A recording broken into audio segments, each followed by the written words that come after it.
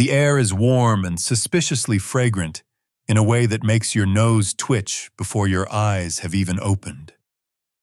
It's not an unpleasant smell, more like sun-warmed goat fat with a polite dab of lavender. You're not quite sure if someone's cooking dinner or preparing to speak in the Senate. Welcome to Rome 145 CE. It's too early for drama, too late to go back to sleep, and definitely too hot for wool. You open your eyes to golden light spilling across mosaic tiles, dust motes dancing in slow motion, like little performers in their own afternoon tragedy. Outside your window, a vine lazily chokes a trellis, unbothered by its own ambition. Somewhere nearby, sandals slap against stone in an uneven rhythm, followed by the unmistakable clink of a ceremonial fibula, that fancy brooch thing that Roman senators insist is a mark of status, but really just looks like a well-fed safety pin. Let's be honest, you probably won't make it through this day. Not because it's dangerous, but because it's going to be very, very slow and very, very scented. Before we go any further, take a moment to relax. If your eyes get heavy, let them. This story isn't going anywhere in a hurry. While you're here, gently click that like button, maybe subscribe if you want to wander through more sleepy, ancient streets with me. And if you're still awake, tell me where you're listening from and what time it is. Where you are, curiosity is the only thing in Rome that doesn't require a permit. Now let's ease into tonight's journey. You step out into a courtyard where everything is just slightly damp, the stones, the leaves, the silence. A servant barefoot and alert hands you a small linen cloth that smells faintly of rosemary and resignation. You dab your forehead like you've seen other senators do, though you're not technically one. Yet. Your job today is to observe, walk, and maybe breathe in something historically significant. A tall man with a shaved chin, always a bad sign, passes you reeking of dignity and boiled onions. He nods with a half-smile, the kind that says, "I remember when your uncle botched that olive import treaty," but doesn't say it out loud because decorum is everything. Here's your first real lesson in Roman olfactory culture: smell was politics.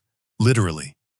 Senators wore tunics laced with perfume not to attract, but to repel the stench of effort was frowned upon. Goat fat served as a common base for these scented salves mixed with herbs like myrrh, saffron, or lavender. Not because it worked well, but because it was available and greasy.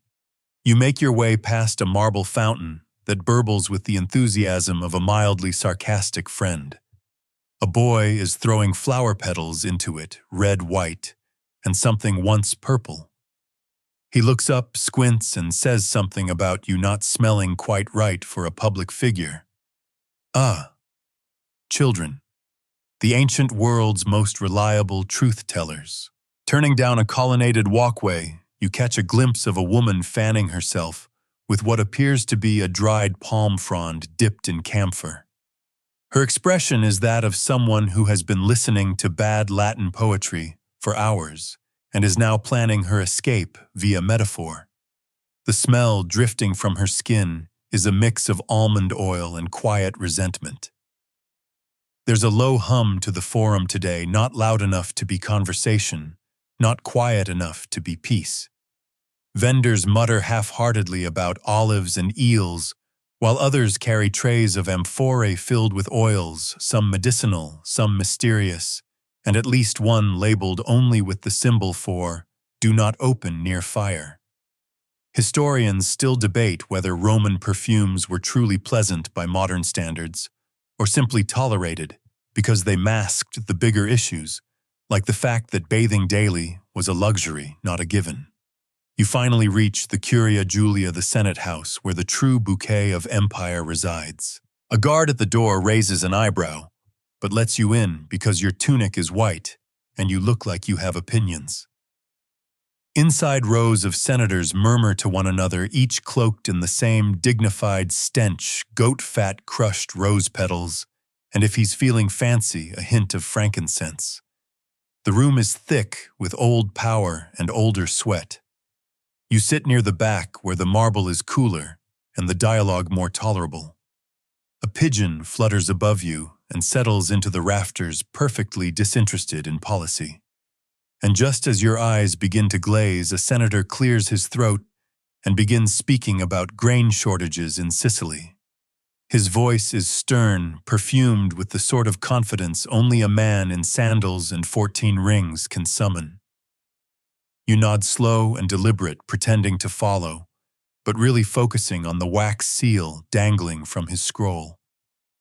It's shaped like a fig. Why, no one knows. Possibly a joke. Possibly a warning. You lean back as the voices blend into one long note of boredom, and you breathe in the ancient perfume of ambition, decay, and someone's very old patchouli experiment. The floor beneath you is warm from centuries of sandals. Your thoughts drift, and somehow this smells like history. You wake slightly to the sound of snoring, that unmistakable marble acoustics kind of snore echoing in a way that suggests a senator 2 rows ahead has fallen asleep during his own speech. He's not alone. A few others have slumped sideways, their togas sagging like sails on a windless sea. And you, an uninvited but tolerated observer, realize that half the job of being powerful in Rome is pretending to listen while sleeping with dignity. You rise and exit the curia just as a breeze passes through the forum, brushing up against tunics and open scrolls like a bored librarian. The scent outside is different now, spicier, more citrus than sweat. Someone nearby has cracked open a fresh pomander, a dried citrus stuffed with cloves, and is holding it close to her nose while passing a particularly pungent group of merchants. You walk past her quietly. She nods as if to say, "Yes, I know. It's all very fragrant out here."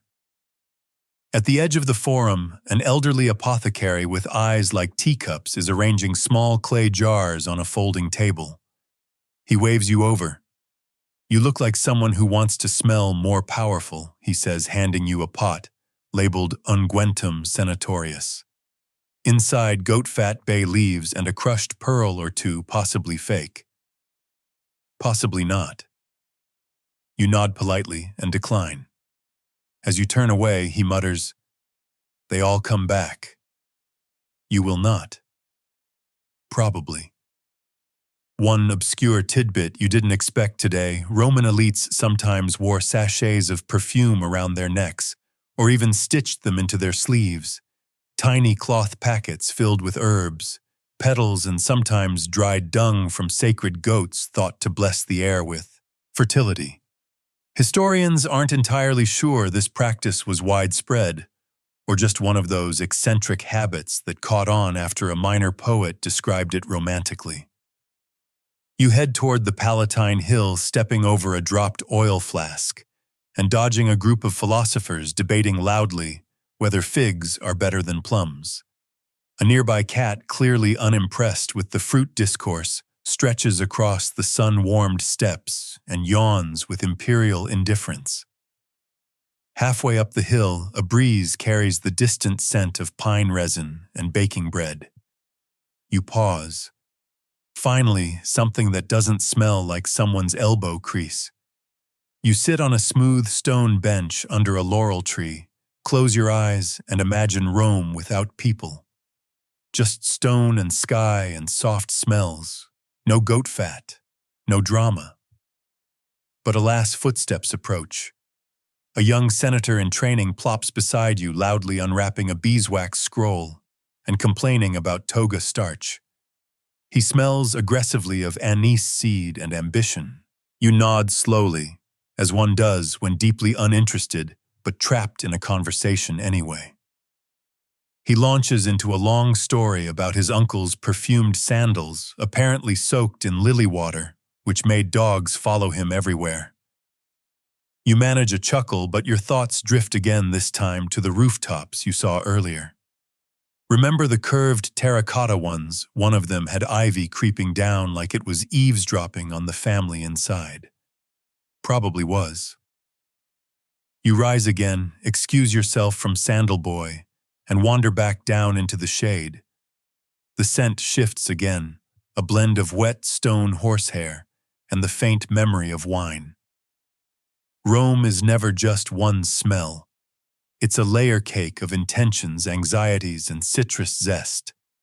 And the higher up the social ladder you go, the stronger the perfume. Somewhere nearby, a group of women walk past, holding small wreaths of rosemary, giggling about someone's scent being too Greek. You smile. Even 2,000 years ago, perfume was gossip. As the shadows lengthen and sandals slap slower on the stones, you realize you're not tired, you're scented. Thoroughly, irrevocably, and probably for the next 3 days. And honestly, you kind of like it. By now, the sunlight has softened into something less judgmental. Rome glows like it's been lightly brushed with olive oil and left to simmer. You make your way through the quieter side streets, where laundry flutters like surrender flags, and dogs lounge like they invented the concept of lounging. The stones beneath your feet are worn smooth, each one a little memory of someone else's sandals, senators, slaves, shopkeepers, stray poets who forgot their own names. You stop beside a public fountain. A woman is rinsing lettuce leaves in the stream, one hand on her hip, the other expertly swishing greenery through clear water. She nods toward a nearby bench as if to say, "You've walked far. Rest before you collapse like an unwatered herb." You oblige. She doesn't speak, but the smell of her olive oil soap floats by in waves, sharp, clean, and entirely too honest. This part of the city has its own rhythm. No orations, no scrolls flapping in the wind. Just quiet commerce and the occasional smell of roasted chestnuts drifting out from behind a curtain. You inhale slowly. There's lavender, yes, but also something smokier. Maybe burnt fig leaves. Maybe someone's dinner failing spectacularly. In the distance, bells chime from the Temple of Vesta. They're not loud, just persistent, like someone whispering your name while pretending they didn't. You know better than to ignore them. So you rise, dust off your tunic, which is now half covered in something that might be flour or ancient regret, and continue toward the temple. Along the way, you pass a boy dragging a wooden cart filled with tiny perfume bottles. He hums a tune older than ambition. You ask what he's selling. "Elegance," he replies with a wink, and the unmistakable air of someone who's been eavesdropping on politicians since birth. Here's your historical moment of the day. Wealthy Roman women often infused their perfumes with saffron, which left their skin faintly golden. It wasn't just about fragrance, it was aesthetic warfare. Saffron said, "I have time money and access to rare spices, and my elbows smell better than your wine cellar." The Temple of Vesta rises ahead of you, white and solemn in the afternoon light. You climb its shallow steps, each one smelling vaguely of sandalwood and wet ash.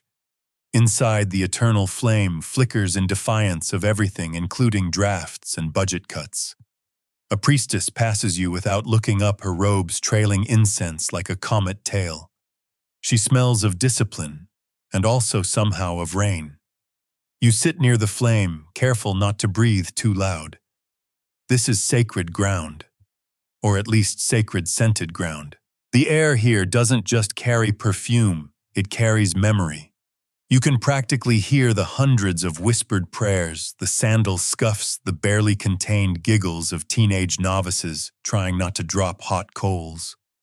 Historians still debate whether Vesta's priestesses actually had exclusive perfume recipes. Some say yes, handed down like sacred scrolls. Others believe they just bathed more often and let everyone else assume it was divine. You watch the flame dance in rhythm with your breath, and for a moment, everything is still. The kind of stillness that only happens when a city forgets it's supposed to be loud. Then a sparrow crashes into the colonnade and flutters off angrily, reminding you peace is temporary, but bird-related chaos is eternal. Back outside, the sun is beginning to droop, and the smells are shifting once more. Less floral now, more earthy. You pass by a street vendor grilling onions and fennel. His booth smells like both lunch and mild regret. He waves you over, offers a fig on a stick dusted with salt. You take it. It's warm, sweet, and inexplicably perfect. Later, walking past a statue of Mars that has clearly seen better centuries, you catch the faint scent of pine pitch and crushed mint. Someone has left an offering at the base, a small satchel tied with red thread. You don't touch it. You just notice. You let it be strange, as all sacred things are. And as you round the corner back into the heartbeat of the city, you hear it again, the rustle of togas, the hush of ambition, the unspoken rule that everything must smell like something deliberate. Rome, after all, isn't just built on marble. It's built on impressions, and scent is the oldest opinion of all. Evening in Rome doesn't happen all at once. It drapes itself slowly like a senator settling into a well-cushioned bench. Shadows stretch, voices mellow, and someone nearby lights a lamp with a ceremonial flourish that feels entirely unnecessary. You've returned to your lodging, a modest villa tucked between a bakery and a house that might be cursed. Or just full of cats. Hard to tell.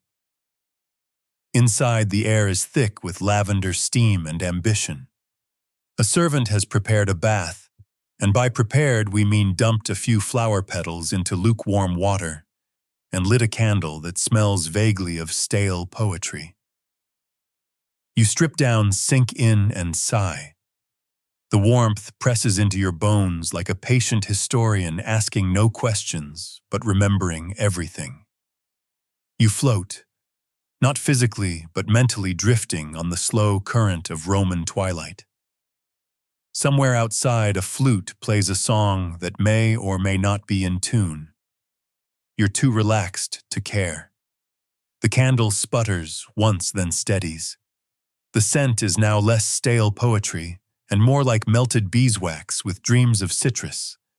You think back to the forum, to the senators and their olfactory declarations. One had worn something sharp and peppery that made your left eye water. Another seemed to favor damp meadow after hailstorm. And one unforgettable soul had clearly gone all in on myrrh until he smelled like a funeral that tried to be festive. Here's your weird cultural tidbit for the night. Some Roman nobles believed that strong perfume could ward off disease, especially plagues of the moral or political kind. They weren't entirely wrong. If you smell like 10 kinds of flour and a goat, people will keep their distance. You step out of the bath and dry off with a cloth embroidered with tiny laurels. The embroidery is crooked, which somehow makes it more valuable. You pull on a clean tunic, soft, ivory-hued, and perfumed with thyme. It smells like someone tried to cook dinner but got distracted by philosophy. Dinner is bread, olives, and a slice of cheese so sharp it might have opinions. You eat in silence, watching the oil lamp flicker against the plastered wall. There's a crack in the corner that resembles the Tiber, or a fish, or a senator mid-gesture. You decide not to decide. From your window, Rome is quiet. Not silent, never silent, but subdued. You see a woman sweeping her doorstep with lavender tied to her broom. A man lighting 3 candles at once, probably for luck, or just because he's forgetful and thorough. A child runs past with a scarf, trailing like a banner. Everything smells faintly of bread crusts and eternity. You remember the apothecary from earlier, the one who swore you'd come back. You didn't, but you think about it. Maybe tomorrow. Maybe just to smell something new. Historians still debate whether goat fat truly held scent well or was just tradition wrapped in sticky resilience. Either way, it lingered like empire, like sandal tan lines, like that one senator's garlic musk hybrid that you'll never be able to forget. As the lamp flickers low, your body folds into a woven mat stiff from years, but softened by time. The pillow smells of chamomile and sun. You close your eyes, or outside the wind carries the scent of crushed laurel and baked tile. Rome exhales, and you, wrapped in the sleepy layers of soap herbs and history, finally let yourself drift. Morning comes not with a bang, but with a sniff. Rome awakens nose first. Somewhere nearby, a baker opens his shutters and lets out a yawn that smells like cinnamon and ambition. You, barely conscious, are roused not by light or noise, but by the unmistakable aroma of warm barley bread. It wafts in like a friendly ghost, nudging your senses before your limbs. You sit up slowly. Your tunic has twisted around you, like it was wrestling you in your sleep. The pillow bears a faint floral scent, although you're not sure if that's lavender or the ghost of last night's dreams. Either way, you scratch your neck, and prepare for the ceremonial act of becoming upright. Out the window, Rome is already shuffling. Shopkeepers sweep steps with brooms made of twigs and dried thyme. Street dogs bark at pigeons as if the feud is centuries old, which, to be fair, it might be. A cart clatters past, carrying amphorae of oil, their corks sealed with beeswax and hopes. You step outside and inhale. The city greets you with its morning blend, baking bread, olive oil, burning olive pits from the local stove, and something less pleasant from the alley to your left. You sidestep the alley. Good instinct. Remember the boy with the perfume cart, he's back. This time he's pushing a smaller tray and muttering to himself in metric verse. He offers you a whiff of something new. It smells like violets dipped in vinegar and left in a library too long. You nod politely and keep walking. Here's today's historical fact, freshly plucked from the scrolls Romans used, sent not just for personal hygiene but to indicate social class. Expensive perfume signaled wealth, but overdoing it, that could make you smell like you were hiding something. Literally, too much myrrh, probably covering up goat. You pass a small plaza where 3 women are haggling over flower garlands. One of them wears a wreath of rosemary and glares like she invented commerce. The other 2 sniff suspiciously at a basil bunch and whisper. You suspect the drama is deeper than herbs. At the bathhouse, you're greeted with the usual chorus of splashes, gossip, and the ever-present scent of crushed mint leaves rubbed into damp skin. Bath attendants move like dancers, balancing trays of oils and pumice stones. A man next to you scrubs his back while ranting about his neighbor's peacock. You nod, as if this is the most reasonable complaint in the world. You choose the oil-scented steam room today. It smells like time sweat and mild regret. Inside, you sit beside a man who says nothing but hums like he's thinking of cheese. You respect that. Suddenly, a servant bursts in with a tray of clean towels and a pomegranate sliced open. The scent fills the room, a sharp contrast to the basil sweat cocktail hanging in the air. It's oddly luxurious. You're not sure whether to inhale deeply or apologize for existing. One old man across the room mutters about how scent used to mean something. He claims his grandfather smelled of nothing but victory and beeswax. You suspect this is revisionist olfactory history, but you let him have it. The man has earned his myths. You leave the bathhouse glowing slightly, skin slicked with oil and pride.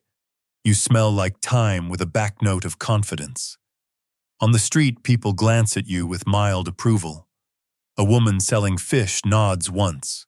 That's Rome's version of applause. And just as you're starting to feel like you belong, a gust of wind carries the unmistakable stench of the tannery district. You wrinkle your nose. Rome, it seems, never lets you get too comfortable. She always throws in a reminder that beauty coexists with boots and goats. You walk home slowly, letting the smells shift around you like a changing chorus. Figs, garlic, olive, wood smoke, horsehair.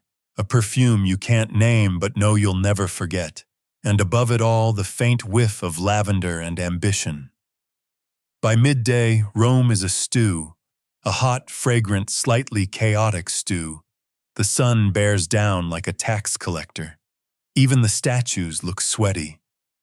You find shade beneath an old fig tree whose bark smells faintly of dust and childhood.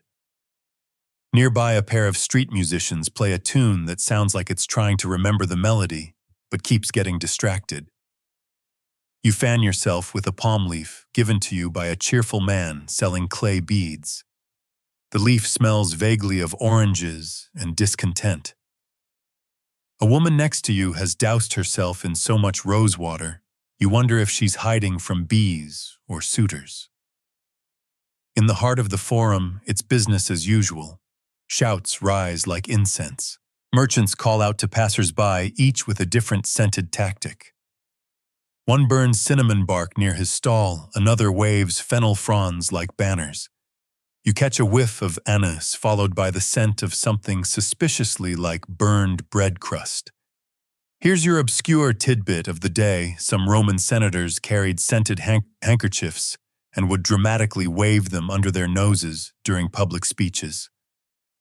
Not because of passion, because of the public. Apparently, the masses were aromatic in a less than lavender way.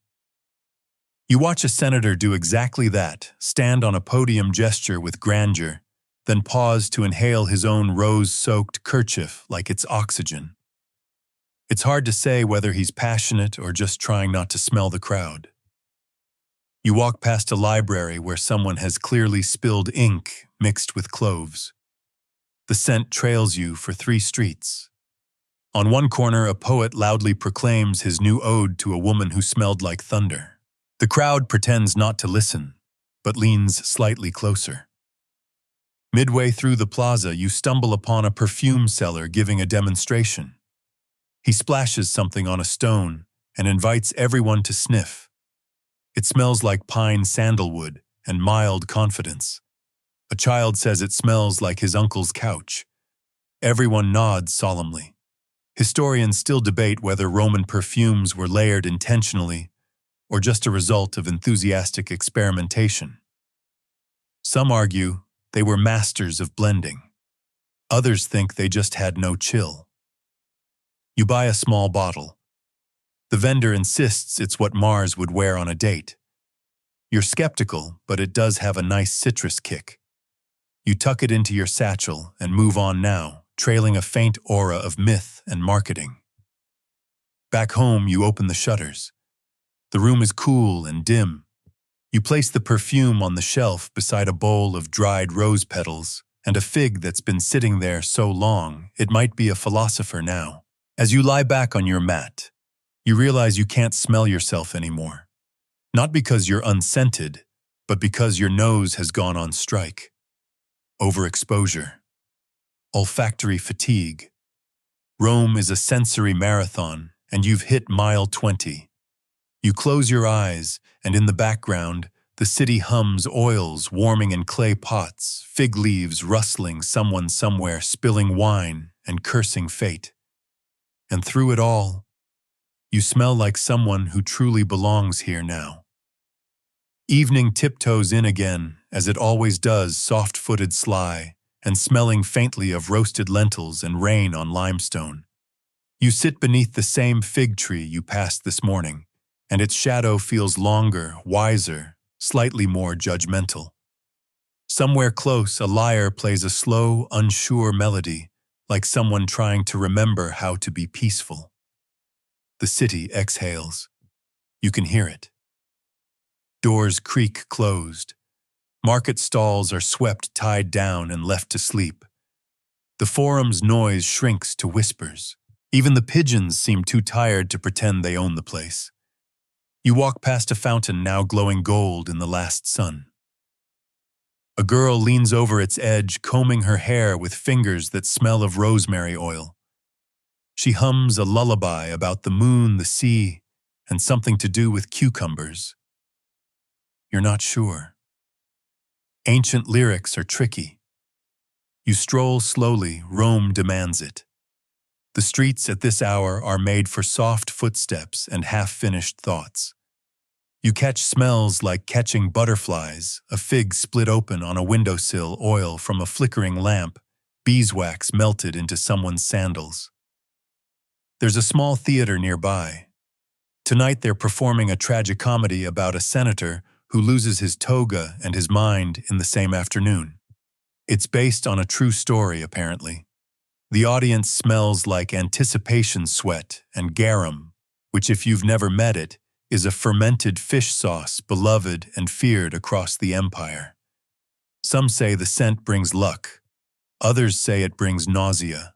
Both are technically correct. Here's your major historical fact. Garum was a staple in Roman cuisine used like modern soy sauce or salt.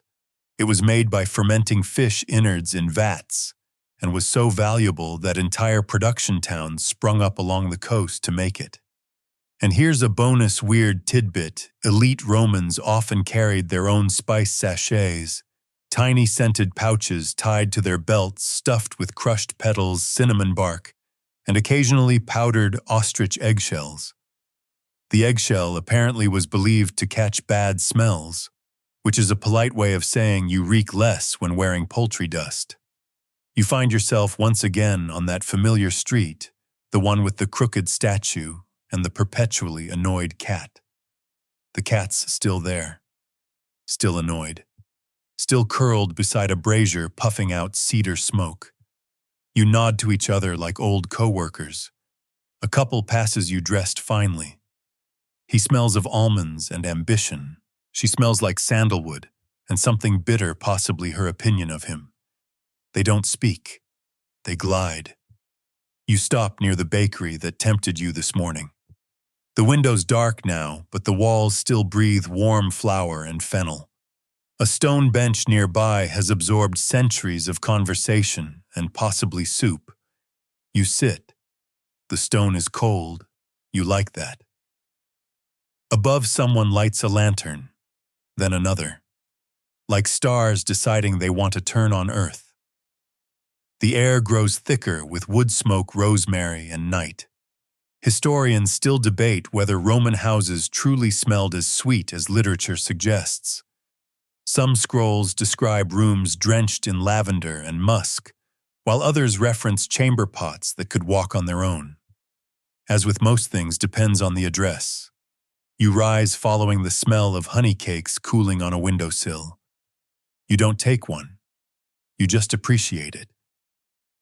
The scent is enough. It tastes like memory.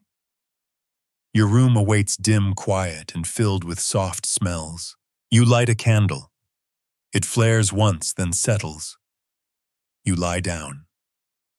The linen smells like last week's sunlight. Your body sinks. The city hums, and beneath that hum, the fig tree breathes. By now, you've become a connoisseur of Roman scents. You can identify at least 12 kinds of olive oil by nose alone, and you've developed strong opinions about which sandalwood blends well with civic anxiety. Morning returns, lazy and amber-hued. You're up early, pulled from dreams by the clatter of hooves and the faint scent of mint wafting through your shutters. It's market day. You make your way toward the Velabrum Rome's shopping district, where the early vendors are already setting up. Canvas flaps rustle. Rope creaks. Chickens protest their existence. The air is thick with promise and manure. Equal parts. As you stroll, a fruit seller waves a fig at you and shouts something about destiny. You wave back, unsure if you've just been propositioned or blessed. Either way, the fig smells amazing. The bread stalls arrive next. One woman is arranging loaves as if auditioning them for a play. Round ones, flat ones, braided ones. The scent is intoxicating, wheat and ash and possibly something divine. You buy a small one dusted in time. It crunches like history. Here's your historical fact for today. Roman bakers often stamped their loaves with personal seals. This way, when bread was distributed to soldiers or citizens, everyone knew exactly whose crust was too tough or whose crumb was heavenly. Weird cultural tidbit incoming. Some loaves were baked with little slips of papyrus tucked inside like proto-fortune cookies. These messages included everything from proverbs to political slogans. One popular message, "Eat this and forget your debts." Not legally binding, sadly. Further down the alley, a potter is glazing urns with a mixture that smells like crushed shells and pine sap. He hums as he works, tapping each pot like it owes him money. You watch. You inhale. You commit it to memory. You pass a barber's shop. Outside, 3 men argue about beard oils. One insists on frankincense. Another swears by goose fat. The third holds up a tiny bottle and says, "Lavender and thunder." You don't ask. Inside, the barber is shaving someone with a blade so shiny it might have dreams of being a god. The soap smells of lye, lemon, and pride. You watch the clean arc of his work, and for a moment it feels like choreography. The perfumer from earlier appears again. He always does. This time he offers you something called Venus Before Sunset. It smells like honey smoke and extremely high expectations. You dab a bit on your wrist and immediately feel judged by your sandals. Historians still debate whether certain Roman scents were aphrodisiacs or just aggressively assertive.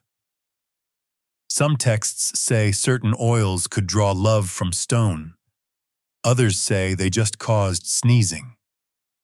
You stop to listen to a storyteller on a corner. He's spinning tales of a river god who got lost in his own reflection. Yes, that one. But in this version, he also invents perfume by accident while trying to impress a fish.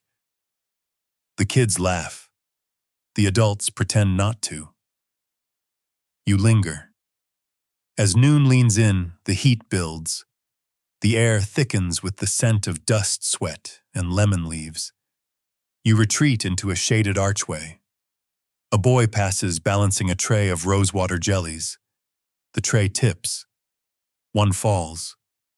You both pretend it didn't happen. You head home, satchel heavier than before. The fig from earlier still in your pocket. The soap from the market tucked between scrolls. Your tunic faintly scented with public opinion and fennel. You reach your door. The hinges squeak like old philosophers. Inside it's cool and dim. The air holds hints of smoke, old papyrus, and sleep. You lie down once more. And Rome, patient as always, folds itself around you again. Afternoon finds you beneath an awning, sipping watered wine that tastes faintly of raisins and civic disappointment. The cup is warm from the sun, and the shade doesn't do much except provide a comforting illusion of control. You're in the Subura district now, the chaotic, overstuffed heart of Rome where smells go to yell at each other. Here spices duel with sewage.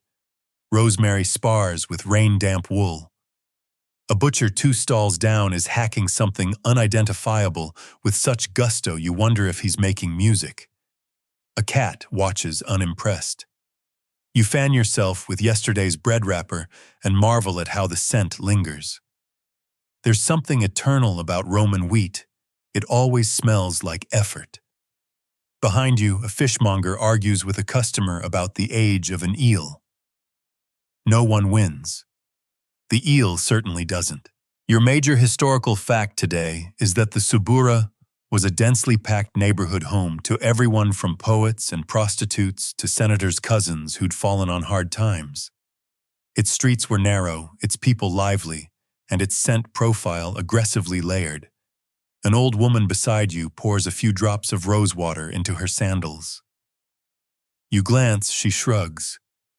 It helps, she mutters, as if this explains everything. Maybe it does. You wander deeper, drawn by the scent of honey cakes sizzling in oil. A young vendor grins at you, powdered sugar up his nose. You ask what's in them. He lists ingredients as if reciting poetry: honey, dates, goat milk, and something called morning courage. You buy 3. Down another alley, a group of students from the rhetoric school are debating loudly over the best-smelling philosopher. Someone says Aristotle. Someone else swears by Seneca. One very tired boy mutters, "Whoever bathed, he wins." You pass a shrine tucked into a wall, the air around it thick with incense and whispered regrets. Offerings of flowers, figs, and perfume bottles sit in careful disarray. A man kneels and presses his forehead to the stone. When he stands, his eyes are red, but he smells divine. And here's your obscure cultural tidbit. Some Romans believed that divine approval could be won with scent. Specific gods favored specific smells. Venus adored, myrtle Jupiter preferred laurel smoke, and Pluto, somewhat predictably, accepted sulfur and burnt beans. Devotion came in many aromas. A breeze cuts through the alley. It carries hints of burnt scroll parchment, stewed lentils, and sandalwood from a nearby temple. You pause, breathe deeply, and immediately sneeze. Even the gods have a sense of humor. Historians still debate whether Rome's obsession with scent was practical, spiritual, or simply fashionable. Most likely, it was all 3 plus a dash of peer pressure and goat-related trauma. You climb a set of stairs carved into the side of a building. At the top is a terrace overgrown with mint and basil. You sit on a cracked stool. Below, the city murmurs. You pull out your bread, your honey cakes, your little bottle of Venus before sunset. You sniff, bite, sip, close your eyes. And somewhere behind your eyelids, Rome smells like home. Night arrives soft-footed and lavender-scented. You walk a quiet street lined with lanterns that flicker like drowsy fireflies. The air is cooler now, threaded with wood smoke, worn linen, and the earthy sigh of olive trees. Your sandals scuff the cobblestones in a rhythm older than language. You pass a weaver's shop, its windows dark, but the scent of dye indigo and crushed beetles still lingers in the cracks. You wonder what dreams smell like when they're woven into tunics. Around the corner, the street narrows. A musician leans against a doorway, plucking a melody so soft it might be made of silk. His case lies open beside him, half full of coins and 1 lemon. You drop a date into the case. He nods in gratitude, still playing. Your historical fact tonight: Roman streets were often sprinkled with scented herbs, thyme, mint, and rosemary, especially during festivals or triumphal marches. It was Rome's version of air freshener minus the plastic packaging. You approach a small courtyard. A fig tree stands at its center, its trunk thick with memory. A man and a child sit beneath it, whispering to the leaves. The man pours a libation, just a few drops of wine, and murmurs something about tomorrow's harvest. The child repeats the words, quieter, more reverent. You realize this is not superstition. It's tradition. Tender, quiet, aromatic tradition. And here's your weird tidbit: in some rural Roman regions, farmers believed fig trees responded better to whispering than pruning. Instead of cutting them harshly, they'd sing or speak gently to encourage fruiting. The belief wasn't just practical, it was poetic. You continue down the lane. The stones are warm from the day, releasing heat in soft puffs beneath your feet. The wind carries jasmine and the faint sharpness of aging leather.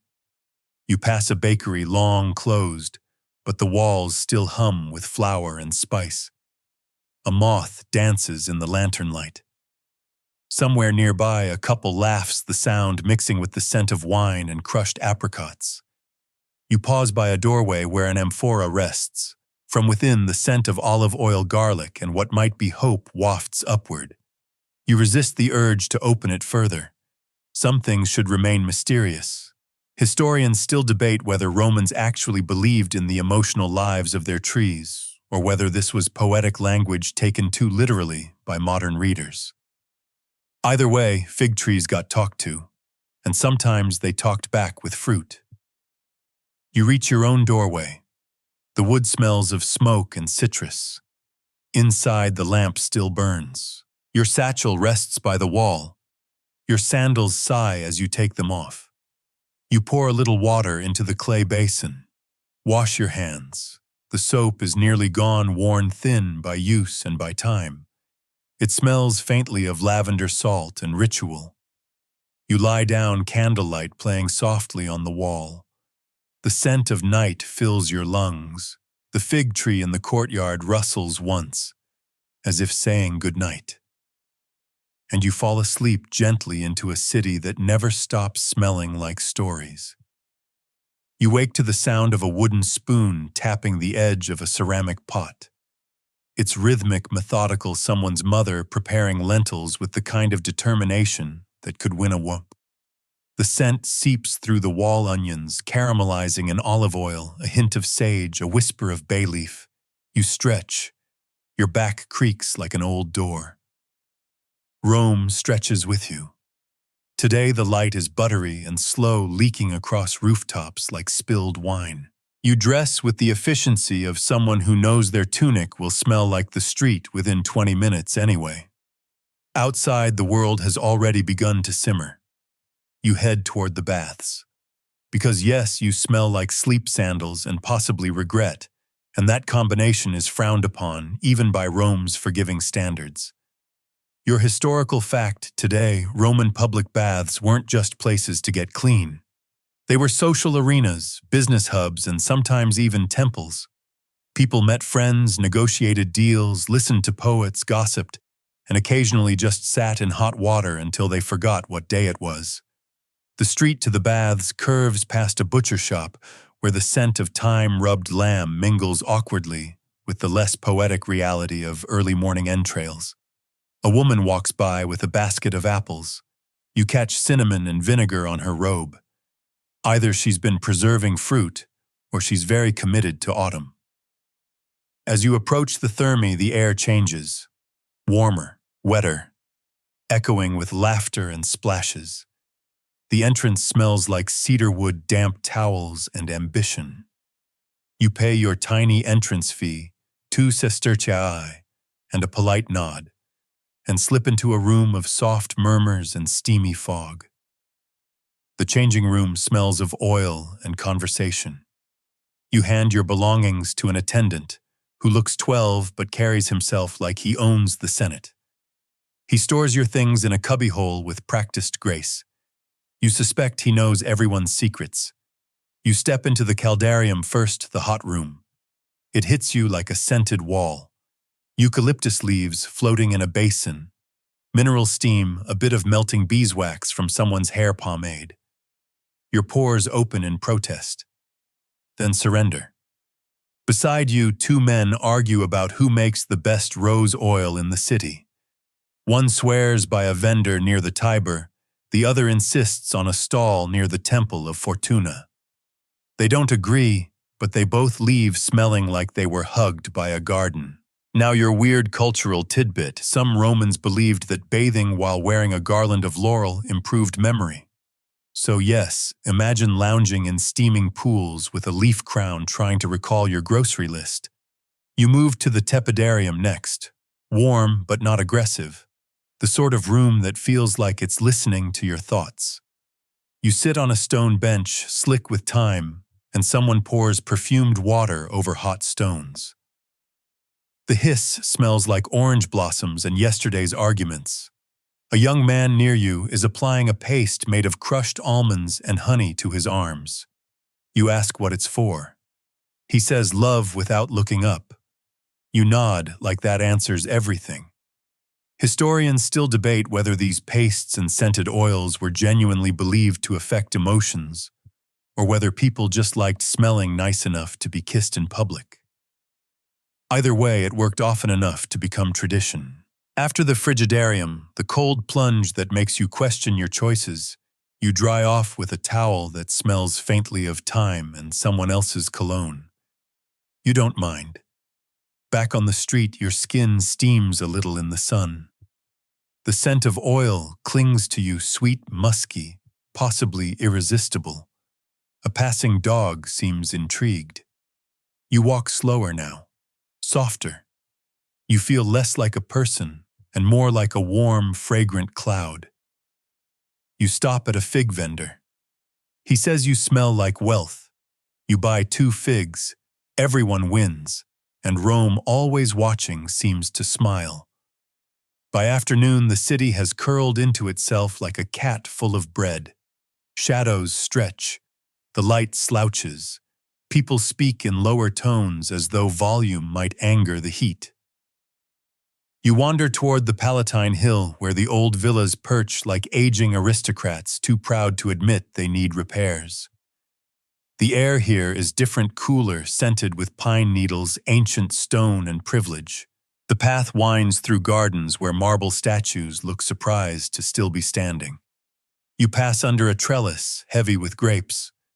A slave is harvesting, humming something low and wordless. The song smells like memory. Today's major historical fact. The Palatine Hill was home to Rome's elite emperors, consuls, and their scandal-prone relatives. It was a place of luxurious homes, perfumed fountains, and suspicious amounts of mosaic flooring. A breeze carries basil and dust. You follow it. Past a crumbling wall, you glimpse a courtyard, with a mural still clinging to its plaster-painted vines, and painted birds so delicately rendered that you almost expect them to sing. The wall smells faintly of smoke, and egg yolk frescoes were often made with pigments mixed into plaster using eggs and natural oils. And now, your obscure cultural tidbit: Romans believed that certain colors had scents. The color murex purple, derived from sea snails, was said to carry a briny, musky odor. Wealth smelled expensive, even when it was painted. You step into a shaded arcade where someone has left out a bowl of rosewater for guests. The scent is faint, barely there, like a secret you're not meant to know. You dip a finger and touch it to your neck. The rose stays with you. You pause by a reflecting pool. The water is still dark, rimmed with stone lilies carved so finely you'd swear they were fresh. A senator's daughter is feeding crumbs to a turtle. She smells of myrrh and teenage superiority. You nod. She ignores you. Somewhere above, wind chimes clink softly, bronze and bone-shaped like little birds and mythological creatures. The breeze turns them into a lullaby made of metal and light. Historians still debate whether the perfumes used by Roman elites were actually more sophisticated, or if they just smelled stronger because of the sheer volume applied. There's even evidence that some households had perfume slaves whose only job was to apply scent to guests. Luxury or overkill? Possibly both. You find a bench. Sit. The stone is warm. Nearby, someone is sketching charcoal on parchment. You catch the scent of burned wood, worn leather, and ambition. You watch quietly. As the sun dips behind a temple spire, shadows gather. The scent of evening arrives early here, mossy earth, lemon balm, aging bronze.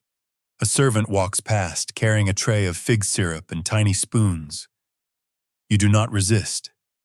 You head home through winding paths flanked by cypress trees. The air grows cooler, more lavender, less conversation. The sky begins to smudge. Back in your quarters, you light a small oil lamp.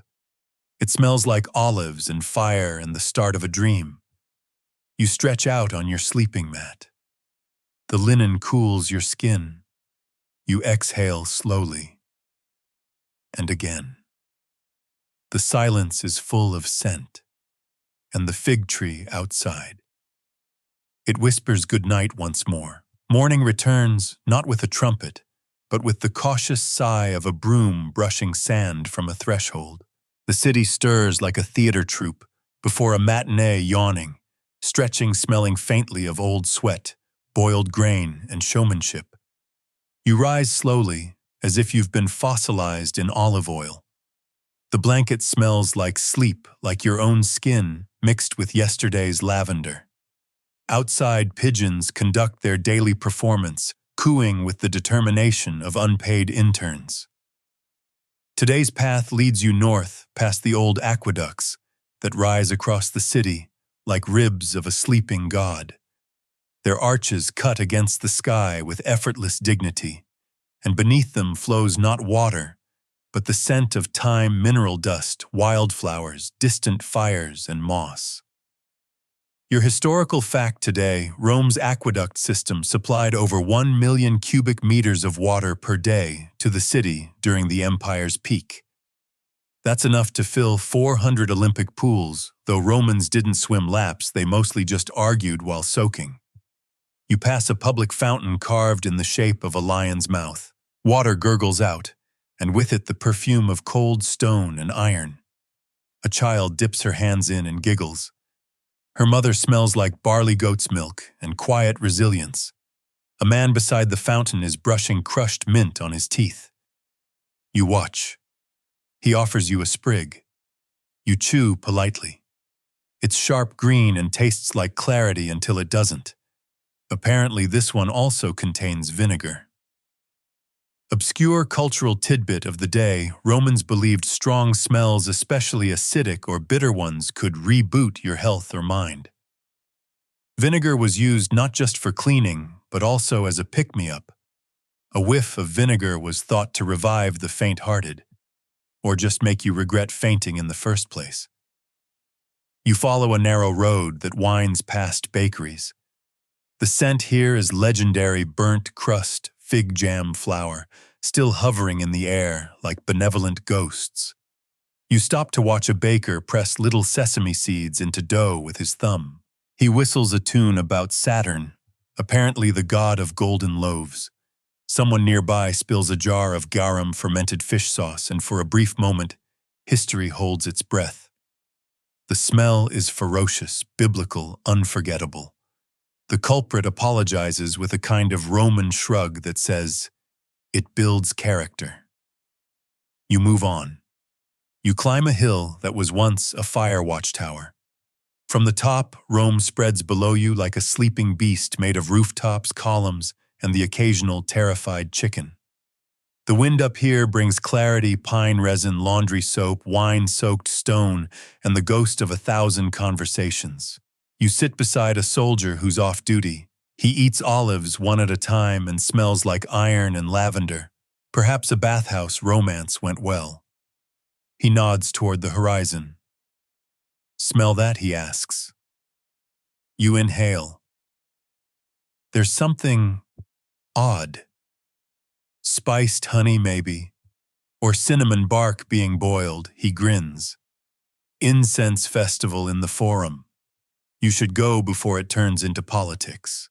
Historians still debate the specifics of Rome's scented festivals, how often they occurred, what was burned, who footed the bill. What is certain is this: even when the empire crumbled in parts, it never stopped perfuming its ceremonies. You descend the hill slowly, following the scent trail left by devotion and burning cinnamon. A child runs past you, trailing rosemary in her hair like confetti. You smile, and Rome continues to unfold one scent at a time. Dusk in Rome feels like a page being turned without a sound. The sky is streaked with amber and bruise blue, and everything smells like endings and olive pits. You make your way to the Forum, where today's incense festival is either concluding or peaking. It's hard to tell, but no one seems sober enough to care. Clouds of fragrant smoke billow upward, catching the last of the sun like soft fire. You pass through the crowd gently, like wind threading a forest. Everyone here smells like something they're proud of. Frankincense, clove oil, myrrh, wine, saffron cakes, self-delusion. One man has clearly gone all in on cinnamon and is sneezing like a possessed priest. Your historical fact: Roman incense rituals weren't just religious, they were social and political. Burning the right resin in the right place could win you favor with both gods and voters. Priests were evaluated in part by their scent combinations. The nose knew everything. You stop beside a musician playing the panpipes. His instrument smells faintly of beeswax and breath. A goat lounges nearby, also perfumed, though with less care. You scratch its head. It sneezes on your sandal. Nearby, a woman sells tiny clay perfume flasks. One is shaped like a dolphin, another like a chariot. You buy one shaped like a fig mostly because it reminds you of Section 3. You open it. Inside, a few drops of spikenard, earthy and soft. The smell is comforting, like an old promise. You dab a bit behind your ears. Suddenly, the world is quieter. Your weird cultural tidbit: Roman brides often wore perfumes laced with saffron and rosemary to ward off bad dreams. Some even burned fig bark under their pillows for restful sleep. Whether it worked is debatable. Whether it smelled fabulous is not. You wander away from the forum, past columns that smell of lichen and regret. A street performer balances on one hand while holding a tray of incense cones in the other. He smells like ambition and also roasted chestnuts. You follow your nose to a small tavern tucked between two fading marble walls. Inside, it's warm and shadowy. Candles flicker. The air is thick with bay leaves, orange peel, wine-soaked bread, and the slow, sweet patience of stew. A woman sings softly in a dialect you don't understand. Her voice smells like honey and something older, maybe grief. Historians still debate whether scent was more central to Roman identity than language itself. There's evidence that certain regional accents were described by their accompanying smells. Language, after all, comes from the mouth, but identity might come from the nose. You sit, sip wine. The table smells of old pine and spilled secrets. You write a note to yourself on a napkin. Buy more fig-scented oil. The ink smells metallic and final. When you leave, the night has deepened. The stars above Rome blink like they're hiding something. The wind carries hints of mint, burnt offerings, and laughter from a closed window. You walk home slowly, letting your feet memorize the cobblestones. And when you arrive, the fig tree outside your room has bloomed. It smells like memory and sleep. Night has fallen completely now, not with a bang, but with the slow exhale of an ancient city too wise to rush. Rome doesn't sleep. She simmers. Her edges blur in the moonlight. Her walls glisten with dew and secrets. And you step out onto your balcony, inhaling a breeze that smells of fig blossoms, warm brick, spent incense, and just a hint of goat fat. Someone forgot on a windowsill. Below, the city is quieter than you've ever heard it. Not silent, Rome never is, but hushed. The footsteps of a stray cat echo like a poem. Somewhere, a lyre is being strummed with the laziness of someone not expecting applause. It smells like candle wax and olive oil. The night that is not the lyre. Though honestly, probably both. You lean against the stone balustrade, still radiating heat from the day. The limestone warms your elbows. A small moth flutters by. It smells like linen if linen were nervous. Your final historical fact of the journey. Some Roman elites perfumed not just themselves but their entire homes. Walls were washed with scented waters, pillows stuffed with herbs, and even dinnerware. Yes, the plates were sometimes rubbed with floral oils. Nothing, absolutely nothing, was allowed to be unscented. Including one assumes their dignity. Your obscure cultural tidbit. Romans believed that dreams could be shaped by smells. Certain aromas were said to draw prophetic dreams. Others were believed to keep nightmares at bay. Lavender for calm, myrrh for vision, and rue to banish unwanted spirits, especially the chatty kind who never let you sleep. Tonight your room smells exactly right. The walls are faintly dusted with rosewater. A small bundle of dried thyme and sage hangs by the window. Your bed has been turned down by the silent old servant who smells of beeswax and patience. She's gone now like a shadow that knows when to leave. You sit on the edge of your bed and remove your sandals. The leather releases the scent of long walks and quiet eavesdropping. Your feet sigh with relief. You imagine even the floor is grateful. The oil lamp flickers on the bedside shelf, throwing shadows that smell like storytelling and memory. You take a final sip of watered wine. It tastes of grapes and the idea of sleep. You lie back. And now, as promised, let's ease into our final slow wind down. Your body is warm and heavy now. Your thoughts move like slow clouds over a fig orchard. The room is dim, but the scents remain vivid: lavender, old books, pressed linen. Outside, the breeze carries the hush of distant footsteps, like soft sandals walking through history. A fig leaf rustles one small sound in a world that no longer needs to speak. The linen sheets beneath you are cool, textured like old scrolls. Your head sinks into the pillow, and it smells faintly of rosemary and night. A breath, then another. Each one draws you deeper into the hush of Rome, where everything has slowed to a perfume-drenched pause. You are not just in a city. You are in a scent, in an echo, in a dream where the marble never cracks, the wine is always just poured, and every breeze remembers your name. Let go. Let the goat fat, the lavender, the whispers of senators, and the fig trees carry you somewhere timeless, somewhere quiet, somewhere scented like history wrapped in sleep. Good night, traveler.